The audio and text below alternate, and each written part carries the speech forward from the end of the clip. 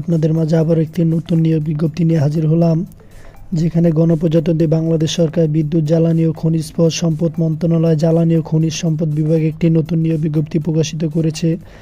4টি ক্যাটাগরিতে জনবল নিয়োগ দিয়েছে তারা। প্রথমেই রয়েছে 7 মুদ্রাক্ষরী কাম কম্পিউটার অপারেটর, পদ সংখ্যা 4টি।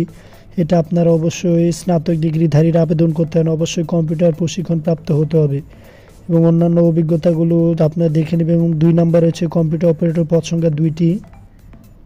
এটা আপনার স্নাতক ডিগ্রিধারীরা আবেদন করতে পারেন। এবং 3 নম্বর হচ্ছে অফিস সহকারী কাম মুদ্রাক্ষরী কাম কম্পিউটার মুদ্রাক্ষরী, গ্রেড 16, বেতন 9,300 থেকে 22,490 টাকা এবং পদ সংখ্যা 9টি। এটা আপনারা এইচএসসি পাশে আবেদন করতে পারেন, অবশ্যই কম্পিউটার প্রশিক্ষণ প্রাপ্ত হতে হবে।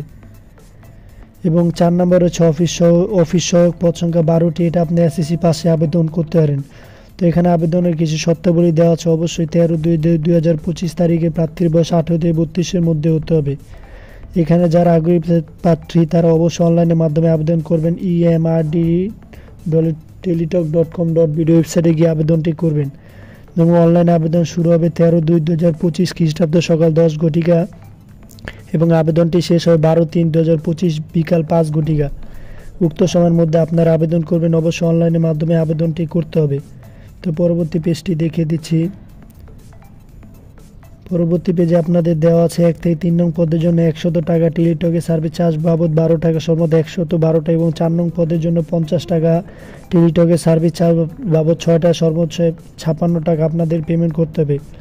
72 ঘন্টার মধ্যে পেমেন্টটি করবেন, নয়তো আবেদনটি বাতিল করে দেওয়া হবে। এখানে SMS এর প্রক্রিয়াটি দেওয়া আছে, এই প্রক্রিয়াটি অবলম্বন করে আপনারা পেমেন্টটি করবেন। তো ধন্যবাদ ভিউয়ার্স, আবারও দেখাবো নতুন কোনো ভিডিওর মাধ্যমে। যারা আগ্রহী প্রার্থী তারা অবশ্যই সার্কুলারটি ডাউনলোড করে ভালো করে দেখে নেবেন।